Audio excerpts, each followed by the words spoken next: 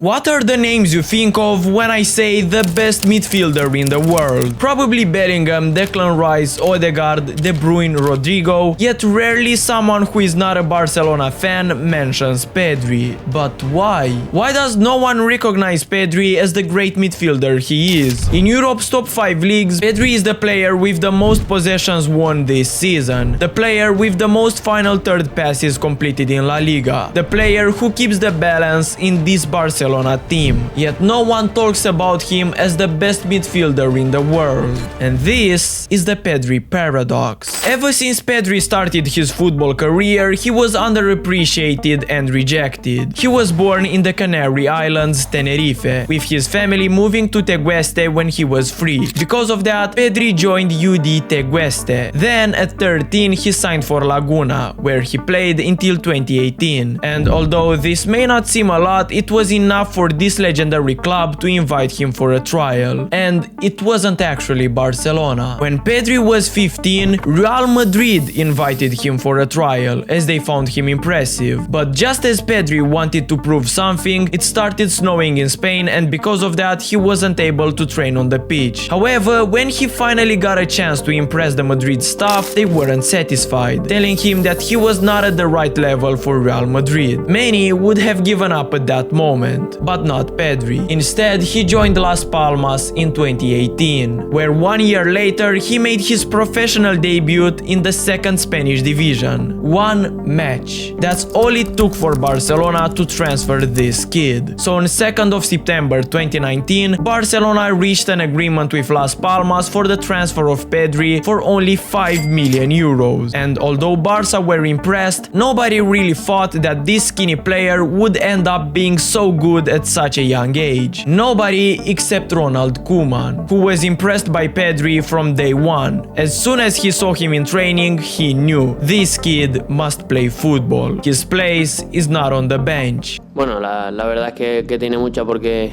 apostó por mí desde el primer día. Yo creo que lo ha demostrado que le gusta a la gente joven y le estoy muy agradecido porque sin él no me hubiera puesto, pues no estaría aquí y nada, muy agradecido por él. With that in mind, Pedri makes his debut for Barcelona on 27 of September against Villarreal in La Liga. 1 month later, he was already on the score sheet in the Champions League as he scored 1 goal against Ferencváros. But the world wasn't aware of how good Pedri was yet. However, everything was going to change in Barcelona's match against Juventus in the Champions League group stages. When everyone saw Pedri starting for Barcelona in a match that was so important, many questions were raised. Like, wasn't he too young and inexperienced for this? Turns out this was one of the best decisions Koeman made in his entire career. Because against Juventus, Pedri shone, letting the world know that he is going to be here for a long time. The calmness he had on the ball on such a big occasion at 17 was unseen before. Passes, dribbling, first touch, he had everything, and it was displayed on the big stage now. However, while everyone was celebrating the fact that Barcelona finally had a shining light in their misery, this game against Juventus created a big, unexpected problem with Pedri. Because of how good he was, Koeman decided to use him in every match. In his debut season, Pedri played 52 games, and just to remind you, he was only 17. But why exactly was this a problem? Wasn't it something good?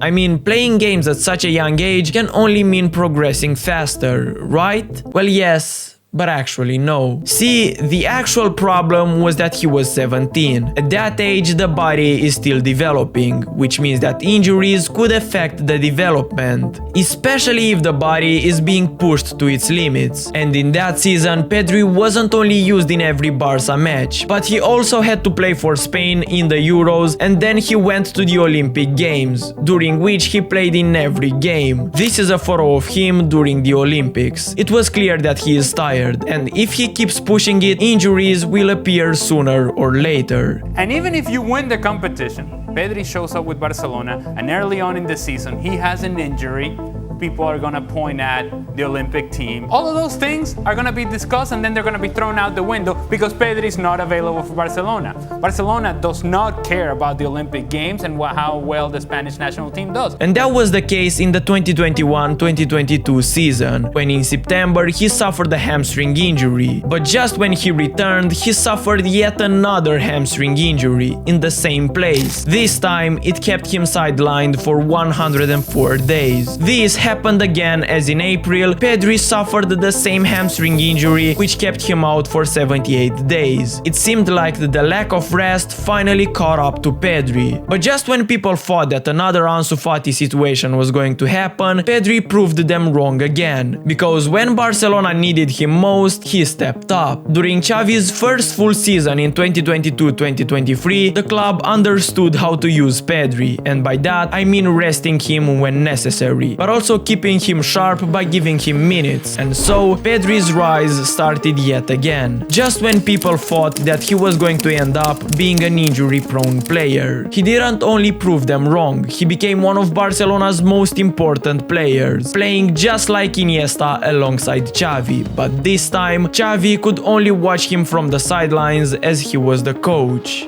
But besides the comparisons, one really important thing Pedri did with Barcelona in 2022-2023 was win the La Liga title. Without him, Barca wouldn't have been champions that year. He also formed an incredible trio with De Jong and Gavi, with each of them bringing different things for the team. Gavi brought chaos, Pedri elegance, and De Jong balance. The only downside is that they rarely played together as a result of constant injury. But not Pedri. He finished the season with 35 appearances, 7 goals and only 1 assist. And here we can talk about the Pedri paradox once again. Because you look at his stats and they are not impressive at all. But if you look at how he really plays throughout the game, that's an entirely different story. The 2023-2024 season portrays the same thing. Incredible player but not really effective. 34 games, 4 goals and only 5 assists for a midfielder. And with Bellingham being in the form of his life, people once again doubted Pedri, saying that he is not good enough, because you can't consider him the best midfielder in the world with those stats. But again, stats don't show you the whole story, because Pedri's magic is not about stats, it's about the way he controls the ball, how he glides past defenders. Even his shooting, he rarely gets a chance, but when he does, it's a goal. Still, there was so much more improvement Pedri could make, and it all started when Hansi Flick became the new Barca manager. With Hansi Flick, Barcelona plays a totally different football than with Xavi. Instead of predictable plays, Barca went all out attacking, overcrowding the midfield while also pressing the opposition as high as possible. These circumstances are perfect for Pedri. He now has more control, more space, and he is 10 times more effective. Hansi Flick also introduced higher intensity in Barcelona's training plans, which made the players less susceptible to injuries. And Pedri, of course, benefited a lot from this. If in the previous seasons there were questions about his finishing product, in the 2024-2025 season he played 59 games, scored 6 goals and gave away 8 assists. His most productive campaign so far. He became so good that oftentimes Barcelona simply cannot win games without him. And he is still only 22. However, despite how good he was, Barca didn't win the Champions League. They got knocked out in the semi-finals and have won the Super Cup, Copa del Rey and La Liga. But in this day and age, to be considered a good player, you have to win the Champions League, which Pedri didn't. But does that mean he's not the best midfielder in the world? Of course not. Still, many fans won't acknowledge his talent no matter what he does. And that's not because he isn't good enough, but because he's not a flashy player. He doesn't do stepovers, elasticos, sombreros, he doesn't need to. Pedri may seem invisible at times, and all of a sudden you watch back the goal Barca scored and you realize he was the main part.